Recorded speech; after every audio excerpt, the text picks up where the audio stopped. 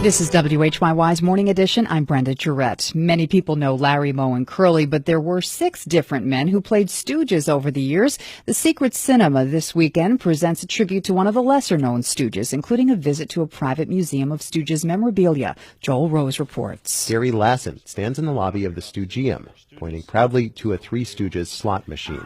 Press the thing, and the coins, simulated coins drop in the slot. You hear woo woo woo woo woo woo, various Stooges sounds. Oh, a wise guy, Lassin is the founder and curator of the museum and the president of the Three Stooges fan club. Lassin says he's been collecting since the 1970s. There was nobody that really had the primo Stooges collection. There was really nobody out there that was on a mission to preserve the legacy of the Stooges, and so I sort of decided that I was going to be the keeper of the Stooges legacy and try to accumulate as many historical artifacts, documents, etc. that I could. A year and a half ago, Lassin finished work on this 10,000-square-foot museum in Springhorse, Pennsylvania. The Stoogeum is full of movie posters, board games, and even art inspired by the Three Stooges. There are about 5,000 items on display, including personal effects from the 6 men who worked as Stooges at one time or another.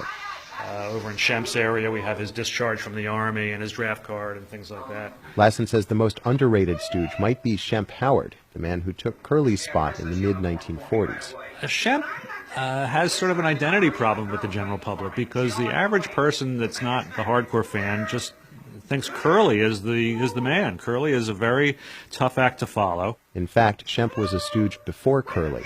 Shemp and his brother Moe Howard started the act in the early 1920s. Shemp left the Three Stooges in 1931 to go solo, which is when his younger brother Curly joined the group. That lineup made hundreds of short films for Columbia Pictures. For his part, Shemp Howard took supporting roles in feature films and starred in comic shorts like this one, The Choke's on You. Hey, you're in love. Yeah. You get hot and cold at the same time? Yeah. A heaviness right here? Yeah. Something always rattling in there? Yeah. That ain't love, you got gallstones. Get down there. He's kind of ugly. He's definitely ugly.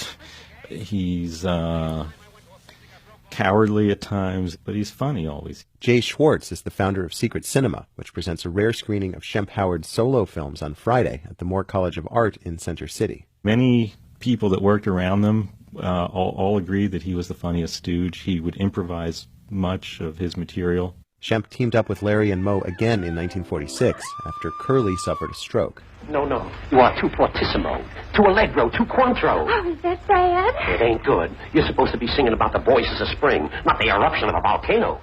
That lineup continued making films until Shemp Howard died in 1955.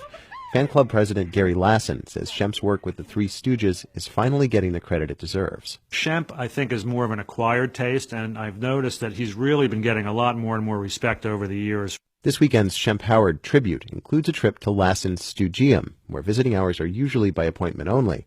The museum will be open Saturday for anyone who attends the Friday evening screening. Joel Rose, WHYY News.